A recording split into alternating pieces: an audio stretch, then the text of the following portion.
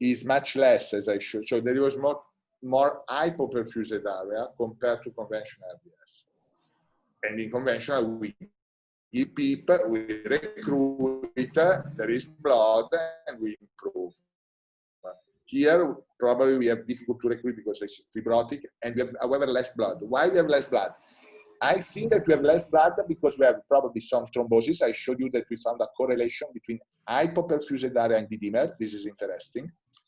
But also because you have a complete destruction of the blood vessel, there's no more blood there due to the reorganization of the lung tissue. So I'm not sure that is epoxy vasoconstriction. I am more in favor of alteration of the anatomical structure. I show you our data from autopsy, but this is late, so I don't know in the early phase. And the second is microthrombosis. And our data suggests that more hypoperfused we found, higher was the dimer. So I don't think that there is a major role of hypoxia vasoconstriction. Probably is the same as in the conventional RDS, so not much, but a role in the microthrombosis and pulmonary vessel destruction. This is my interpretation from our anatomopathological data and perfusion data. Of course. Carmen? We try to keep the saturation more than 92 and less than 96. Try to avoid the hyperoxia and try to avoid hypoxia because you have other cognitive problems. People that has for example, people that are very aged, more than 80 years, they can have some vascular cerebral alterations. So we try to keep it around 90, from 92 to 90, 96. The vasoconstriction is the hypoxemic vasoconstriction. You have to correct the problem that's causing the hypoxemic. So you have to try to choose the right mechanical and the gasometric matching of the lung. I don't agree that you have to give less oxygen to try to correct the hypoxic vasoconstriction. If you have hypoxia, that's what or you have atelectasis, or you have interstitial lung disease or microthrombosis. You have to correct the basic problem and try to keep the organism within the between 92 and 96 to trying to recover better. I agree with Carmen, absolutely agree with Carmen on that. And I can tell you that we are now organizing the data on our nitric oxide experience.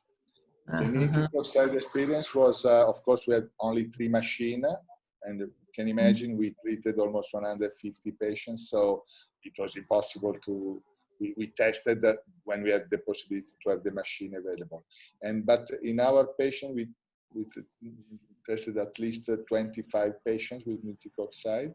Some of them, they continued for a long time for clinical use. And we had a response in 90%, response in oxygenation. This does not mean that it was helpful to improve survival. There was a response in 90% of patients, and independently from the level of pulmonary artery pressure measured by echo. So we had personally, our team, we had a quite good response in terms of oxygenation. Nothing more. I'm not saying that it solved all the problems. It allowed, in many cases, to buy time and to reach the oxygenation, as Carmen said, when it was even high FiO2, but it was not possible to increase, to have better oxygenation, as Carmen said, in order to reach 90, 95, so something a little bit better, it was helpful for that. So we had a good experience in this sense with nitric oxide. We used for a long period of time, up to 15 days, a dosage between 10 to 20 ppm. I know that in Boston they are trying to use very, very, very high dosage. We tried, but I don't know their experience. So it's a different, and we never had any problem in terms of withdrawal or some problems when we decreased the nitric oxide. But on average, the experience on nitric oxide in our this patient was quite positive in terms of a physiological oxygenation response. Perfect. I'm trying to tolerate high levels of PaCO2 and lower levels of oxygen saturation, like 90 or 92%, as Carmen told before, because I have seen a lot of friends increasing FiO2 to keep the oxygen saturation 98. This is not necessary. It's not 96, 94 is excellent for this kind of patient. So I agree with you, of course. Even the CO2, Sergio, if you have a very high CO2, something's wrong, or your lung is very, very bad. Yes. So you have to, when the CO2 is increased, you have to try to understand why. You have to see the compliance, the production of the CO2 that some ventilators can give you. Try to change the diet of the patient. Give the patient less glycose in order to decrease the CO2 production, and you have to see what happened. If the lung is so bad, you have to tolerate trying to protect the lung, but only in this situation. In the other situation, you have to try to correct what is happening. You know that there is some people, even a nutritionist in our hospital, who was supporting the ketogenic diet. The ketogenic diet is a diet in which you give less glucose and more lipids and more protein. This might be helpful in this situation for the muscle strength and to do exactly what Carmen said. And some people try to test this in very, very early phase. I don't think it makes a big difference in the ICU, but we try to do in someone exactly with the, as Carmen said, to try to reduce the CO2 overload, because as soon as you deteriorate and you become more fibrotic, the dead space increases a lot. And the ventilation ratio is higher than 3, and of course you are in trouble. But as Carmen said, even if you attach the ECMO, we tried to do that. We attached the ECMO, but this was not very helpful, because as Carmen did, once that you get a lot of fibrosis, increase in that space, ECMO does not solve the problem. And about the super higher doses of nitric oxide, I asked you before, Paolo, but in Boston, they are using 150. 150, yes. Yeah. Yeah. We did not do that, so I have no experience. I use between 10 to 20, so 20. This was the range that was less than 10. We did not get any positive response. We got the best response between 10 to 20, but we did not use this high level. But I think this is mainly is a different target. It was not targeted on oxygenation, but for some biological biology to suppress to suppress the spread of the virus in the lung, something like that. Yes, I think that they are trying to destruct the surface of the virus. I don't know if it's going to work or not. Do you know something about that, Carmen?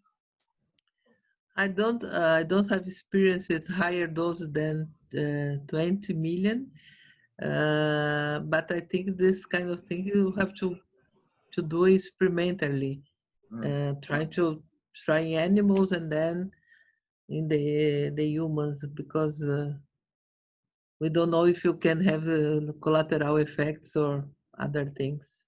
Agree. Yeah. I never use higher than 22. My higher doses was about 20, 30. Okay. So, we can see if it's, the people that are listening to us have some questions, because maybe they have some questions. They have to participate. Ok. Bruno, tem alguma pergunta? I saw in the chat no questions, but we can ask them if. Não? Nenhuma pergunta, Bruno? Não, Bruno Guimarães to everyone. Acho que a Silene quer perguntar. Silene, please. Silene is working with COVID a lot, and so. The microphone. You have to. Bruno has to permit her to unmute the microphone. Cadê Bruno? Bruno sumiu. Ok. Agora foi. Foi? Ok. Foi. Estamos te ouvindo. I'd like about non-invasive ventilation because, excuse me.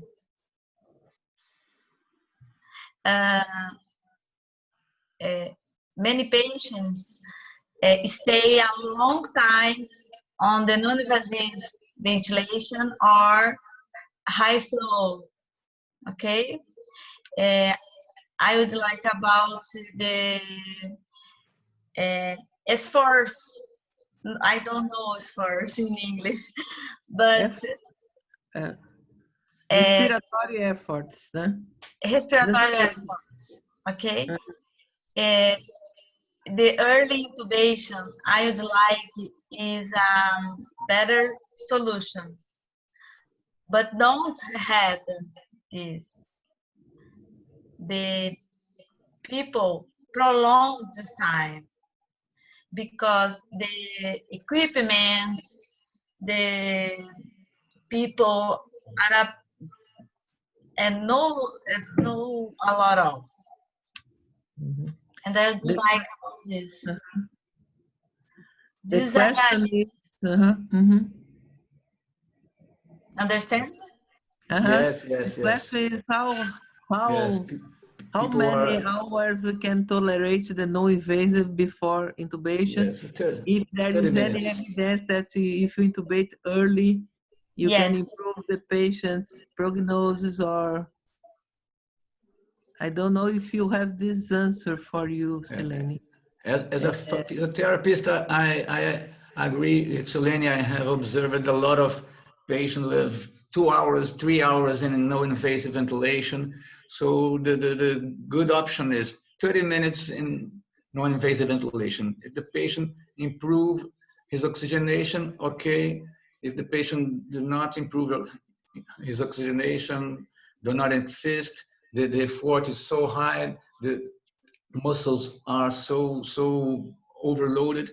So I think that the patient should be intubated after 30 minutes if the oxygenation is not good. I think that oxygenation have to improve in 30 minutes.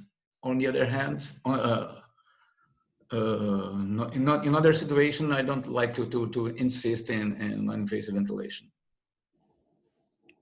The patient has to improve with 30 minutes, 1 hour, or do not worse. If the patient stay comfortable with FiO2 less than 50, and you can see the efforts with the tidal volume. If you have a low EPAP, delta EPAP, the tidal volume will be not so high. If you have a tidal volume more than 8 ml per kilo, you are doing some efforts. So you can do a diaphragmatic ultrasound. You can see the efforts in another way. But I think some patients you can wait a little bit more than half an hour, but you have to give a time. For example, sometimes I saw that the patient stay at the non-invasive, no one wants to intubate the patient, so you lose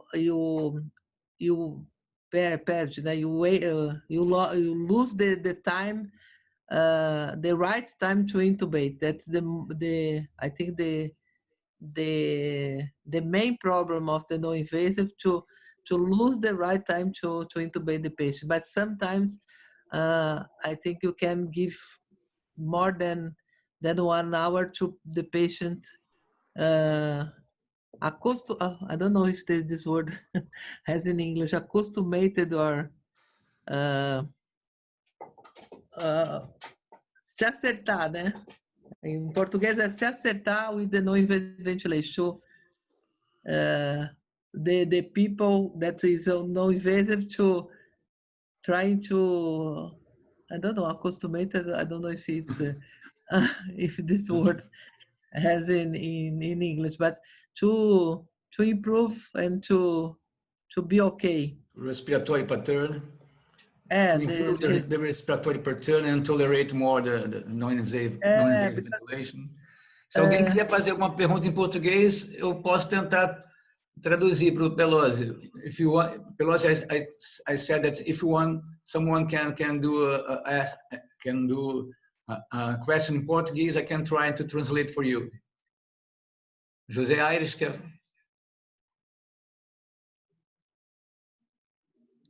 Alguém ajudou a get used with the no-invasive ventilation. No questions? Ninguém quer perguntar? Certo. One more question.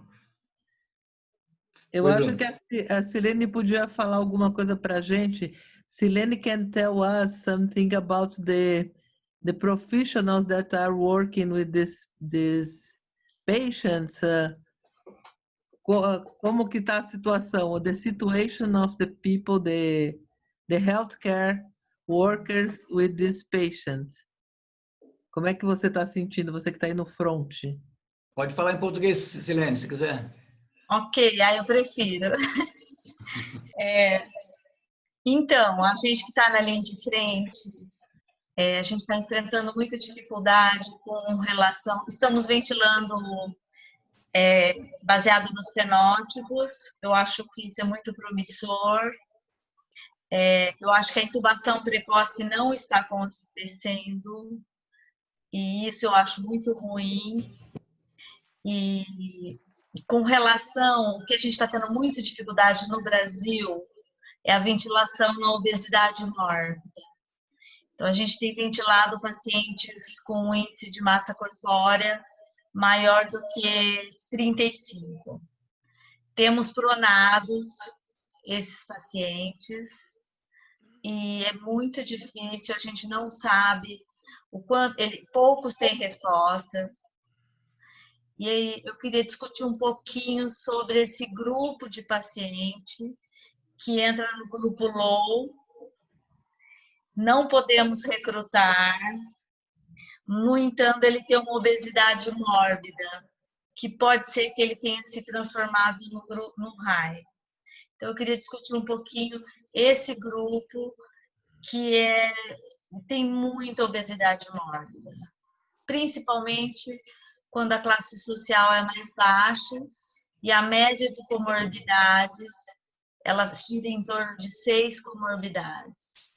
Uhum. Silene, Paulo, did you understand? Obese people with interstitial COVID-19, but we are having a lot of obese people, and she wants to know something more about that population. Recruit or not recruit? O Paulo está pedindo para liberar o microfone dele que está no mute. Bruno. Okay. Now yes. Okay. So it was about. Can you repeat, Carmen? Because I was trying to fight with the microphone. Obese people, but without a lot of disease. She referred to Gattinoni's classification of low and high elastance. The low elastance or high compliance COVID patients, but obese, because the obese patients needs more people Yes. because of the abdominal pressure. We did not find actually difference between outcome and compliance. So compliance was on average was 41. We had patient very low, patient a bit higher, but there were no effect on survival in our data. Regarding obesity, yes, it's possible that, of course, if you are very, very obese, this may be affected in terms of compliance.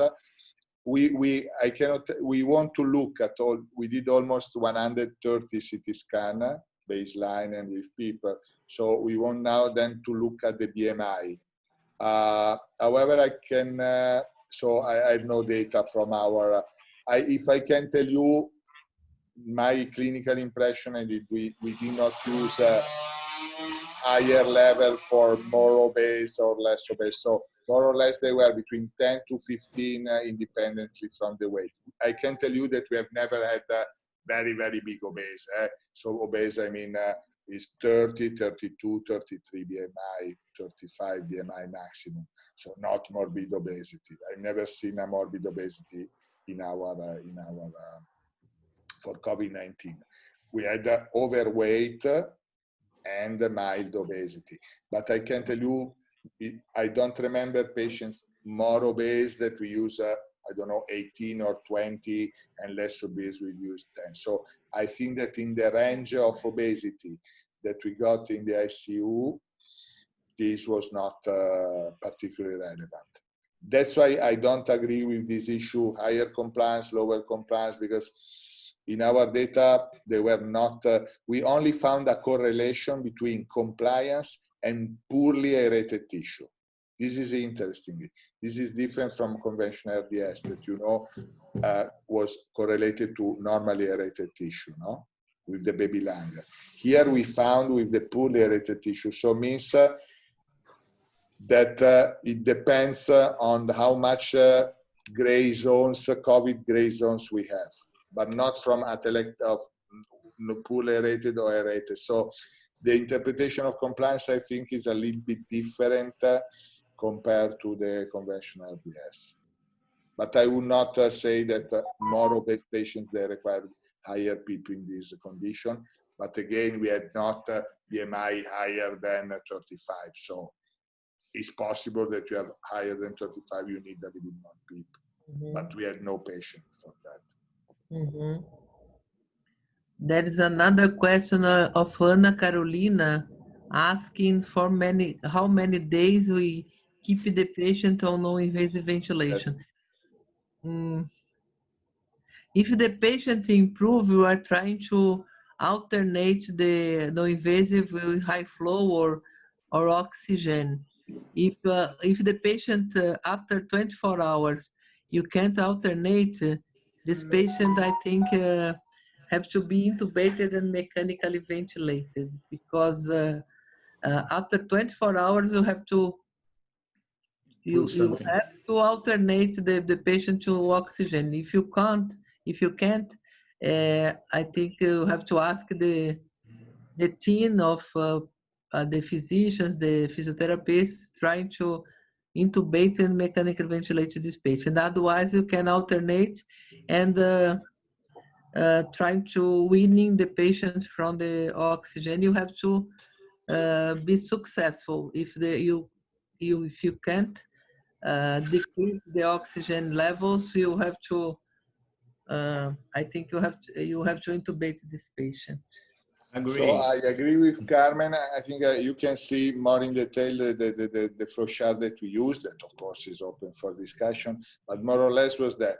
I don't agree with people that say, you have not to use non-invasive because you have self-induced lung injury or whatever. This depends on the patient. As Carmen was saying, I think that non-invasive was very effective. You can do CPAP, helmet, non-helmet, mask, whatever, pending that you have the protections, of course, and you are careful, as Carmen said. But if patient is improving, perfect. And we found that almost 80% of patients in non-invasive, they improved. I don't know if they improved even by alone or only by oxygen with reservoir, but they improved. Only 70% of them, they needed intubation. This is the first. The second is that and I agree with Carmen, If the patient starts to have respiratory rate higher, tidal volume, if he's in positive pressure, we can measure higher than 8, 10. Saturation below 95, 94, at FL2 higher than 60. These were our threshold, but one can choose what you like. The ROX index is nice, but is very hard. We were a bit, in that case, it's better to intubate. Of course, some of our patients were maintained for a longer period of time due to the organizational system. And I can tell you that some patients really, even after 3-4 days that appear to be, then they improved. So, but it's better not to prolong too much if possible the non-invasive ventilation if the patient is not improving. But I don't understand why some people became so impressed by this. These are the rules that we had when we were living in the normal world. So when we met in São Paulo or Rio, no, in the normal condition, we always discussed that, no? That we have not to prolong too much non-invasive ventilation if it's not improving hypoxemic patient. So I don't understand why some people now say, why you have not? But we are following the more or less the rules that we have always discussed. So I fully agree with Carmen, what she said, that non-invasive is something to be used, I think, as much as you can in your organization, and not to delay too much the intubation. But these are the rules that we had even before with the conventional RDS. The only difference perhaps is that the conventional RDS, you had a higher feeling of dyspnea, earlier feeling, while this patient, they tolerate a bit lower saturation and higher respiratory rate, mainly because they have a normal compliance. So the sensation of dyspnea is less. However, and this can be tricky, but if you measure the respiratory rate and saturation, which are independent from the other point, I would say, I would intubate even in case you are not dyspnoic, so you don't feel dyspnea, but you are desaturating and you are increasing too much respiratory rate, but you feel well, and this is the difference compared to the other from RDS, we try to intubate. We had discussion on that, but this was the only exception probably compared to the conventional RDS. This is what we did, of course, within the organization. Yes, yes. I think that we have to do individual evaluation and observe the respiratory pattern, the paradoxical movement of abdominal, the respiratory muscles.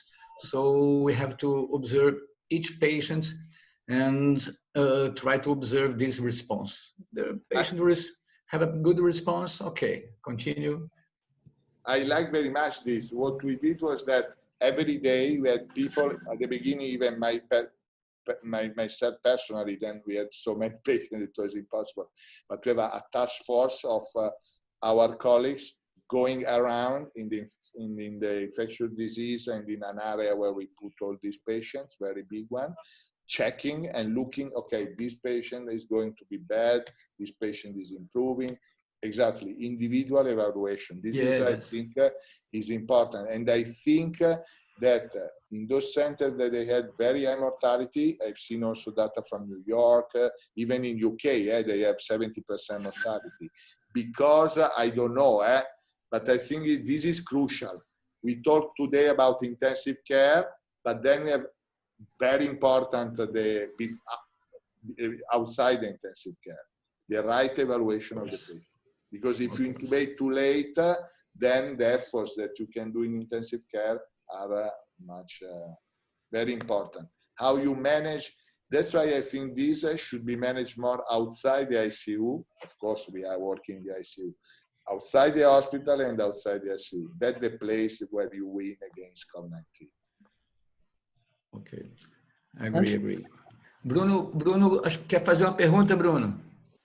Sim. Diga. I'm sorry. Acho que ele... I'm sorry. No speak English very well. But... Fala português mesmo, não tem problema não. Então, eu acho que a gente começa a discutir algumas coisas. Eu só queria mostrar uma imagem para vocês. Não sei se vocês estão vendo essa imagem. Eu acho que a gente tem que começar a dividir pacientes que nós fazemos ventilação não invasiva para reversibilidade da hipoxemia versus pacientes que nós fazemos ventilação não invasiva para controlar, para gerenciar o trabalho da respiração. Bruno, Então, deixa eu tentar falar para o Pelosi, para não perder No, o no, fio. comprendo, Comprendo? Oh, Capisco. so good, Pelosi. Sì, capisco. It's a Brazilian physician. Eu me sinto muito incomodado quando a gente usa a ventilação não invasiva só para reversibilidade da insuficiência respiratória. E sempre me incomodou ver os doentes com Covid-19 dentro da UTI, tomando 5, 10 litros de oxigênio e não fazer nenhum tipo de terapia para expansão pulmonar. A gente começou a usar, além do tomógrafo, para titular a aeração, o uso também do ultrassom. E a gente agora, depois de 38 doentes, a gente viu que desses 38, 23% evoluíram para intubação orotraqueal.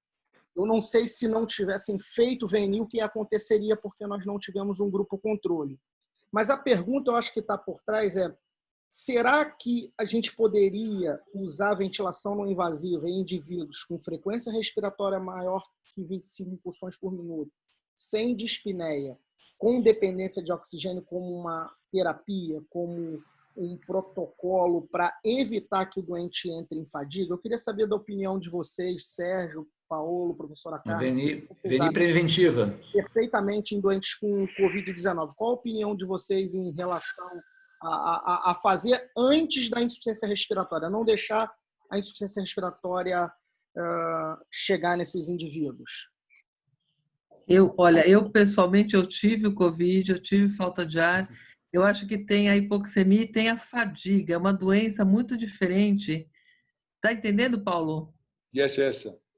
É uma doença muito diferente que pega os músculos e dá uma fadiga, assim, não é uma fadiga só respiratória, dá uma fadiga intensa em tudo que você faz. Então, eu acho que tem, não é só hipóxia, eu acho que a gente teria que ter um jeito de avaliar a musculatura melhor e ver se o paciente está conseguindo ventilar aquilo que ele deveria. São duas coisas distintas, eu concordo com o Bruno. Você tem a ventilação que você pode entrar em fadiga para você manter a sua ventilação. E tem a oxigenação que você aí precisa de manobras de abrir o alvéolo e de aumentar a FO2. Então, a não invasiva, se ela bem utilizada, ela pode fazer você descansar e não entrar em fadiga e pode melhorar a sua oxigenação se ela for titulada da maneira correta. Então, eu acho que a gente pode fazer trabalhos e eu acho que você teria que comparar dois grupos, né, já que você está fazendo isso, comparar dois grupos, um grupo mantendo oxigênio e outro grupo você titular não invasiva de uma maneira que você faça o paciente descansar. Aí você pode ver pela frequência respiratória e pelo quanto ele está gastando de energia para respirar, contra o oxigênio, e ver se você consegue evitar mais intubação. Eu concordo com você que ela pode ser melhor utilizada do que a gente está usando no momento, se a gente tiver essas duas coisas em mente. Concordo também. I agree, Bruno. I agree, Paolo. The non-invasive ventilation can unload the respiratory muscles, so we can avoid fatigue and avoid intubation in some patients. It's a good. As if you couple the non-invasive well with the patient, because otherwise, some papers show that the high flow can improve better your ventilation than the non-invasive. You have to adjust the non-invasive ventilation very well. Otherwise, you can fight with the ventilator. You have to do not have asynchrony. So you have to adjust the non-invasive ventilation very well to have a good result.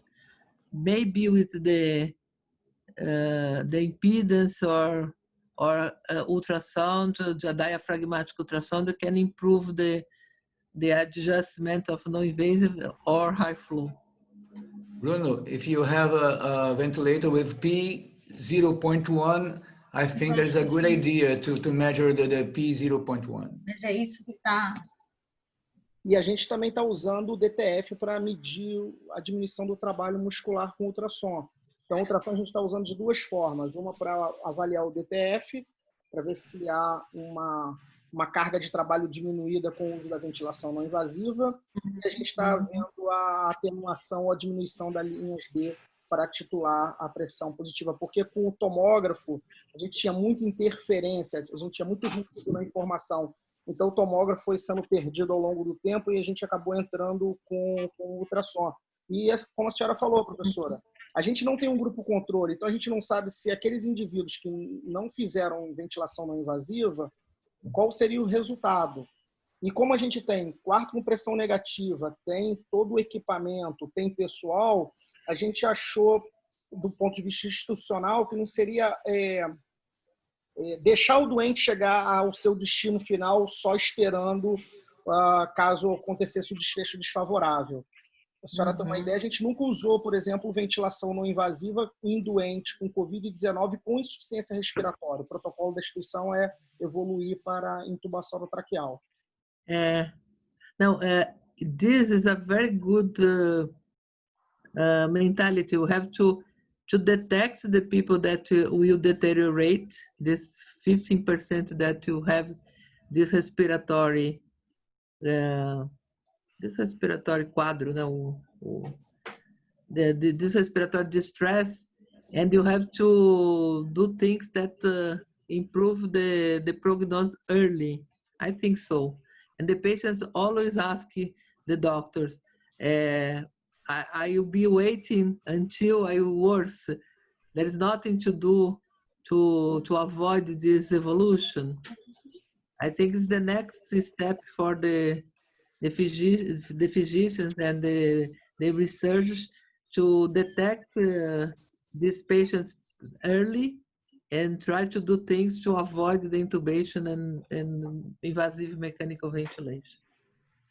I don't know why yet, but I think you have to do that.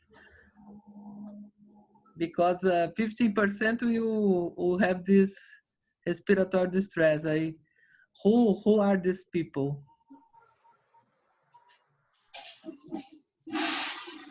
There is the